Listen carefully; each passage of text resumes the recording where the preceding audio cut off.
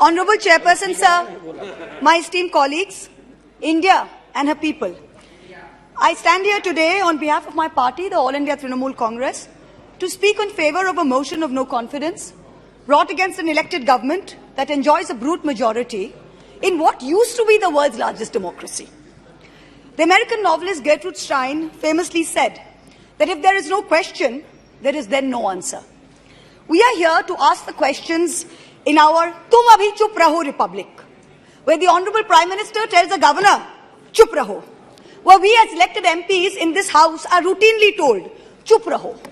This motion is to break this omerta, this code of silence on Manipur, the most pressing issue of the day, where we are all supposed to Raho Chup. And now we are told that it is the BJP's master strategy that even with this motion, the Honourable Prime Minister has not come to the House day before yesterday. He has not come yesterday. He has not yet come today. वो थोड़ी ना बैठकर आपकी सुनेंगे, वो तो last दिन आएंगे और बस अब सबकी धज्जियां उड़ा के जाएंगे. Fine, we are waiting. No problem. I don't know what is more unfortunate that our Honourable Prime Minister refuses to come to this House, of which he is an elected member, to answer us on Manipur, or that he refuses to go to Manipur to reassure vulnerable, petrified people that peace and reconciliation are his mission. Which is it, sir? This is not just a no confidence in government motion. This is a have confidence in India motion. Most no confidence motions are negative motions, moved with at least a moderate probability of bringing down the government of the day. We know that's not even a possibility. We don't have the numbers. We know that. Many of my friends on the Treasury benches, allies, the BJD, the YSR, have mocked us, saying, you know, you can't bring down the government. It is doomed to fail. But we as India are perhaps the first bloc that has been forced to move a motion not to bring down anything, but to resurrect something. To resurrect India's founding principles of equality and secularism, which this government has buried 6 feet under. To resurrect the right to express ourselves in a democratic framework, which you label as high treason. To resurrect the right of a non-homogeneous, diverse people to exist within a union of state, which your government insists on dividing into us and them. Make no mistake, ladies and gentlemen, this motion is not meant to succeed in this House. But the larger motion, the have confidence in India motion must succeed. Please. Will, when the people of India have their say soon. And it's for this reason I stand before you today. The Manipur issue is mired in silence and in the government's whataboutery and false equivalences. I will point these out as best as I can. The Treasury bunches have made vitriolic comments on why only Manipur. What about the instances of rape and murder in Rajasthan, in Chhattisgarh, in West Bengal? We in turn have felt compelled to ask, what about the violence in Haryana? I want to tell this House that Manipur is different, and I will tell you why.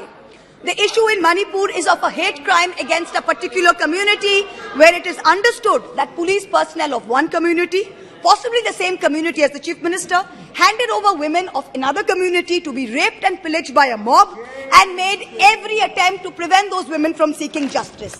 The issue is that 2 communities today in Manipur have been pitted against each other in an atmosphere of civil war, of ethnic violence that has rarely been seen in India in the past few decades. 6,500 FIRs in 3 months. Which state has seen this? 4,000 houses destroyed in 3 months. Which state has seen this? 60,000 people displaced, 2% of the state's population. Which state outside of wartime or natural calamity has seen this? 150 people dead in 3 months. Which state has seen this? 300 places of worship destroyed. Which state has seen this? An armed standoff between the Manipur state police and the Assam Rifles captured on video. One controlled by the Ministry of Home Affairs, other controlled by the state police. Which state has seen this? 5,000 firearms and 6 lakh bullets looted from police stations by mobs. Which state has seen this? Please. 2 ethnic groups armed to the teeth. A buffer zone between where hill cannot go to valley and valley cannot go to hill. Which state has seen this? The chief supporter supports one group, accuses the other of being drug runners. In truth, over 15,000 acres of poppy have increased in cultivation in the past 5 years. 250 square kilometers of forest land has reduced under this chief minister's watch. Which state has seen this? Only Manipur. No other state. Only Manipur. So stop your whataboutery. Stop your false equivalences. Address the problem, Honorable Prime Minister. We haven't heard of one change in the police force. We have not heard of one change in the government. We have not heard of one person taking responsibility. As a government in the center, which is also ruling the state of Manipur, this is your biggest failure of the double-engine Sarkar. So let us not insult other states by saying, what about Rajasthan? What about Haryana? What about Chhattisgarh? Manipur is a tacitly approved hate crime. Make no mistake, this is civil war. These are crimes against humanity.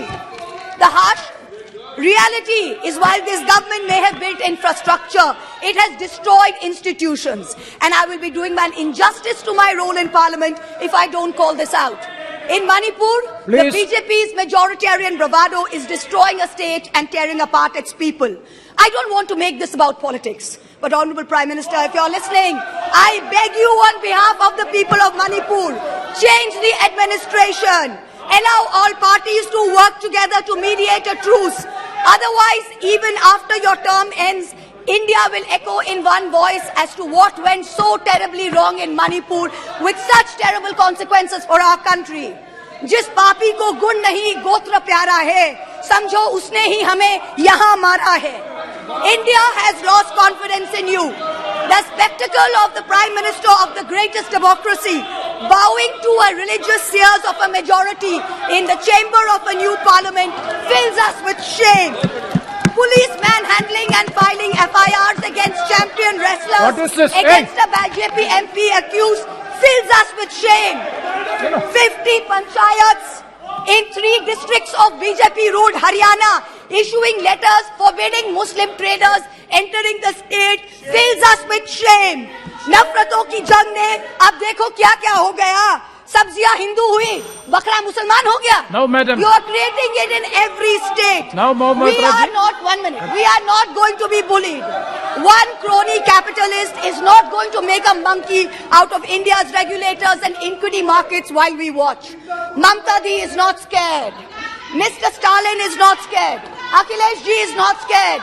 Rahul Gandhi is not scared. A 37% vote share party can only prevail if the rest of us 63% are shared, yes. And we are not. This time we will take you on and we will win. Thank you. I hear the illustrious BJP members of the House. Thank you, ma'am. Well, last para, ma'am. Sir, last para, sir.